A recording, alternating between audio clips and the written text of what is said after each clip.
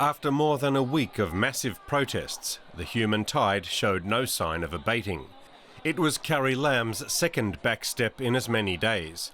On Sunday, a day after she promised to suspend the extradition bill, hundreds of thousands of people clogged the streets of central Hong Kong to demand that she remove the bill permanently and that she steps down. They began to gather early on Sunday morning, umbrellas a symbol of their pro-democracy desires as much as protection from the blazing sun. By evening, the streets of downtown Hong Kong were packed. That Carrie Lam had taken one step back wasn't enough. The people demanded an apology, and eventually they got one. She apologised for the way her administration tried to pass the China extradition law, saying she had misjudged the public mood. She admitted that the law had led to conflict and distress, but still Hong Kong's people don't feel Lam went far enough. All right, definitely this is not any moment that we should feel happy about. Although we are united as one, we've got more than 1 million people going on the street. This is a very saddening time. So, but it's good that we can see people getting united and then they all stand together as one.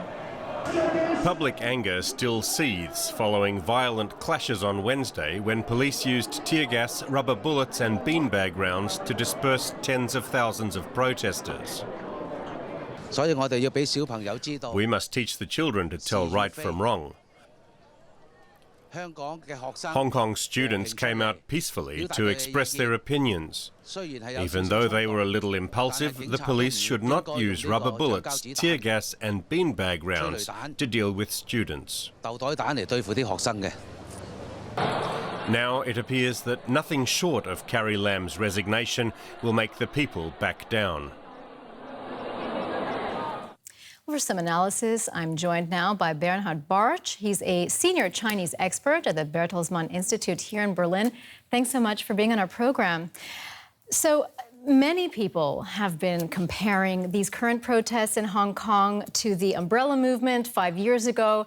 Back then, protesters, they occupied major streets in Hong Kong. They're trying to get a greater say in the political process, but we know, of course, that those efforts failed. So how likely is it that this time the protesters can succeed? On first sight, it looks like they succeeded because Carrie Lam actually did postpone the extradition law, and she did apologize. She apologized a bit at least. But the question is going to be whether that is going to be a long-term success. And I'm very skeptical there because the big game that is being played is that the Beijing government, that the Communist Party of China is trying to get Hong Kong under its control. And there's no way that Beijing is going to stop these efforts. I think they're actually even going to increase them because the one thing that Beijing does not accept is a challenge to its authority. And this protest, this unprecedented protest of this size, this is so much bigger than the 2014 umbrella movement protests. This is something that actually scares the Beijing government, and they don't want to see any of that again. So they're going to get very, very tight-fisted. And I think we're going to have a very tragic aftermath of this. So should Hong Kongers basically prepare themselves for the inevitability that their independence and their autonomy from mainland China is basically on the verge of being eliminated? This protest shows that people in Hong Kong are very much afraid of exactly that. And nobody expected them to turn out in such huge numbers. It shows that they're really concerned about this happening. And a lot of the rhetoric of the protest has been that we have to defend our autonomy, what's left of it, now, because if we don't do it now, it's going to be gone forever.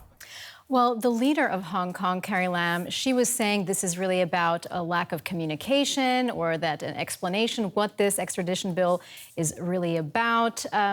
Has there been any specific statement then from Beijing about what's going on? No, Beijing has been very quiet publicly. The whole events in Hong Kong are more or less censored in mainland China. All that they have been reporting is a little bit about a riot in Hong Kong, but we must absolutely expect them to internally send very, very strong messages to Hong Kong how they want this handled.